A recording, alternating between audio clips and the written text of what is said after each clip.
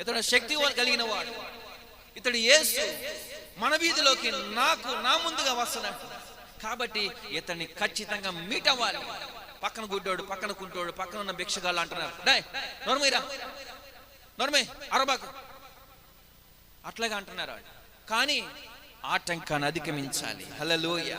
అతని దృష్టిలో నేను పడాలి, అతని చూపు నా మీద పడాలి, అతని హస్తం నా మీద పడాలి, అతనికి ఉన్నటువంటి అభిషేకం నాలోకి రావాలి అనే ఒక దృక్పథంతో ఆ చుట్టుపక్కల ప్రజలు అతన్ని అణిచివేయాలని చూసినా దేవుని కోసం నిలబడి, గుడ్డివాడికి ఒక వస్త్రం ఉంటుందండి, కుంటివాడికి ఒక వస్త్రం ఉంటుంది యూదుల్లో, ఆ వస్త్రాన్ని కూడా ఇసిరేసి దావీదు కుమారుడా